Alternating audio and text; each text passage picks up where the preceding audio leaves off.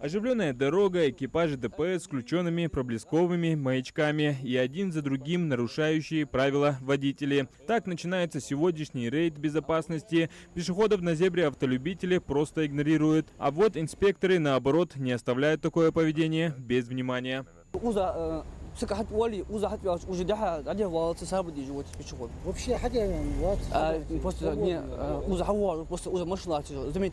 На невнимательных водителей составляли административные протоколы по статье 12.18 КоАП РФ, а это штраф 1500 рублей. Но, как подчеркивают в ГАИ, дело не в деньгах, а в безопасности людей. После оформления документы возвращали, не забывая при этом провести профилактическую беседу.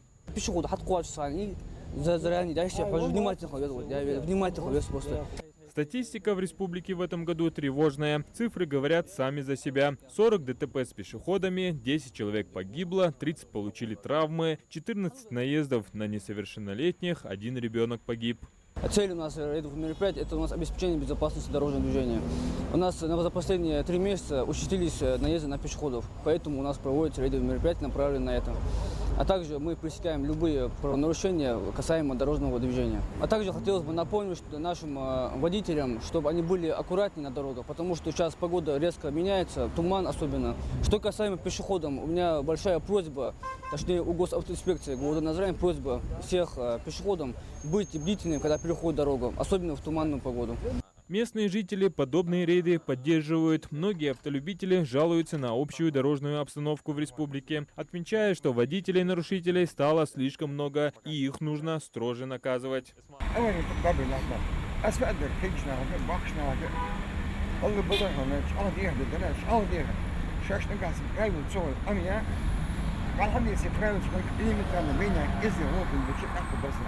К профилактической работе подходят комплексно. Начинается зимний период. Гололед, снег и ранние сумерки ожидаемо затруднят передвижение на дороге. Поэтому вместе с рейдом инспекторы проводят и разъяснительную работу, вручая водителям памятки.